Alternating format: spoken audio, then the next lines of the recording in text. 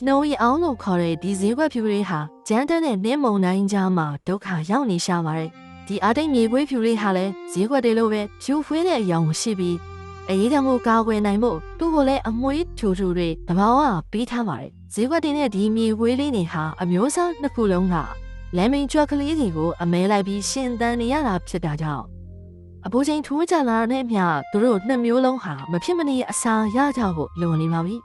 ဒီဈေးကွက်လေးကတော့ခက်ခဲတဲ့ဆုံးဖြတ်ချက်တစ်ခုကိုချဖို့လိုပါပြီရေခွေးလေးလိုဒီနေရာမှာပဲနေပြီးအစာကိုဆက်ရှာနေမလားဒီလိုဆက်နေမယ်ဆိုရင်တော့နေနေဟာအရန်ထူပြီးအစာရှာရောက်ခတ်တာကြောင့်သူတို့ရဲ့အစီတူလောင်ထားမှုဟာကုန်ခန်းပြီးအသက်အန္တရာယ်ရှိလာနိုင်ပါတယ်ရေခွေးလေးမှာတော့ဘာပဲဖြစ်နေနေတခြားရွေးချယ်စရာမရှိပါဘူးဒါပေမဲ့ Snowy အောင်နေမှာတော့တခြားရွေးချယ်ဝင်ရှိနေပါတယ်သူတို့ဟာတခြားငှက်တွေလိုအမြဲတမ်း migrate လုပ်ပြီးပြောင်းရွှေ့နေထိုင်လေးမရှိပေမဲ့အခြေအနေတွေကခက်ခဲကြမ်းတမ်းလာရင်တော့ပြောင်းရွှေ့လေးရှိပါတယ်သူကတော့ Siberian ရေခဲပြည်ကြီးကိုစွန့်ခွာလာခဲ့ပြီးအနောက်ရက်စီကိုခရီးထွက်လာခဲ့ပါတယ်တနာရီကို85ကီလိုမီတာမြန်နှုန်းနဲ့ပြန်တန်းနေပြီးရုရှားနိုင်ငံရဲ့ area တော်တော်များများကိုကျော်ဖြတ်လာခဲ့ပါတယ်ရှေ့မှာတော့ Scandinavia ဒေသမြောက်ပိုင်းရှိနေပါတယ်သူမွေးဖွားခဲ့တဲ့နေရာကနေကီလိုမီတာ2000ကျော်လောက်ဝေးကွာတဲ့နေရာတစ်ခုဖြစ်ပါတယ်ဒီနေရာမှာတော့တောင်ထိပ်တွေပေါ်မှာရှင်းလင်းနေတာကြောင့်ဈေးဝယ်လေးတွေကြွက်တင်ရှားဖွေဖမ်းဆီးနိုင်ဖို့အခွင့်အရေးပိုများပါတယ်။လွင်မြင့်ကြီးတနေရာရောက်မှာတော့ခရီးဝေးကြီးပြန်တန်းလာခဲ့ရတဲ့ဈေးကွက်လေးဟာနားခွင့်ရပါပြီ။ဈေးကွက်လေးဟာအမဲလိုက်ဖို့အတွက်ဒီလိုရှင်းလင်းနေတဲ့မြင်ဝင်းမျိုးရှိဖို့လိုပါတယ်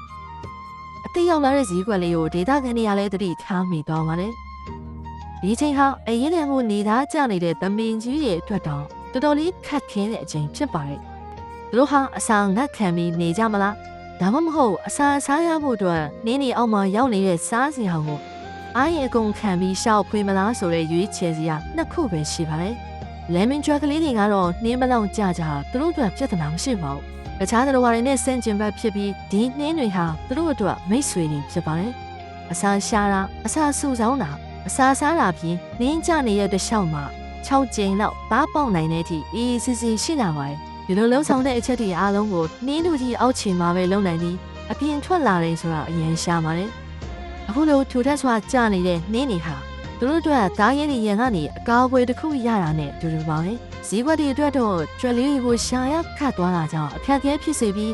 မြင်ဝေးရှိချင်းလေးလေးမြင်ရတဲ့ဒေသတွေမှာသာသားအောင်ရနိုင်ဖို့အခွင့်အရေးရှိပါတယ်။ပထမဆုံးစူးစမ်းမှုအနေနဲ့ကျွက်ကလေးကိုစပြီးအမဲလိုက်ပါပြီ။နေအောက်ကသူဖော်ထားတဲ့လမ်းကြောင်းလေးထဲမှာရှိနေတဲ့ကျွက်ကလေးကိုဖမ်းဖို့အခွင့်ကောင်းရပါတယ်။ဒါပေမဲ့လည်းကျွက်ကလေးကသူ့သွားသေးသေးလေးတွေနဲ့ဈေးကွက်ကိုပြန်တိုက်ခိုက်ပါတယ်။ဒီချိန်တော့မအောင်မြင်လိုက်ပါဘူး။ဒီလိုနေတူတူထဲမှာအမဲလိုက်ရတာဟာဈေးကွက်တွေအတွက်တော်တော်လေးကိုခက်ခဲပါတယ်။သမီးနေဟာလည်းဒီနေရာကထွက်ခွာသွားကြပြီဖြစ်ပြီ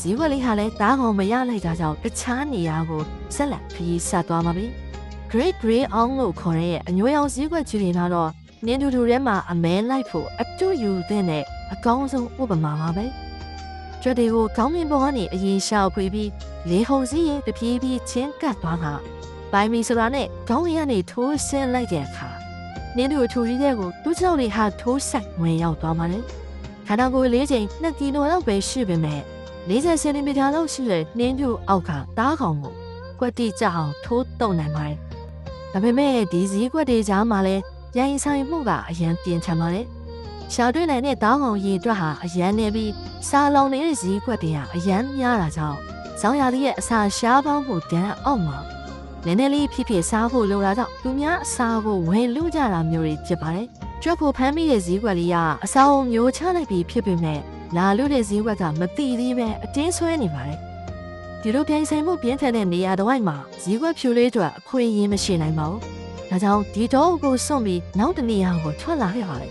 ။ဒီသစ်ပင်ကြီးကြားမှာသူအမဲလိုက်ဖို့မဖြစ်နိုင်ပါဘူး။ဒါကြောင့်လွင်မြင့်ကျရှိတဲ့နေရာကိုရှာဖွေဖို့လိုအပ်ပါတယ်။ဒါမဲ့လည်းသူသွားချင်တဲ့နေရာကိုရောက်ဖို့ဆိုတာခရီးအရှည်ကြီးတစ်ခုသွားရအောင်မှာဖြစ်ပါတယ်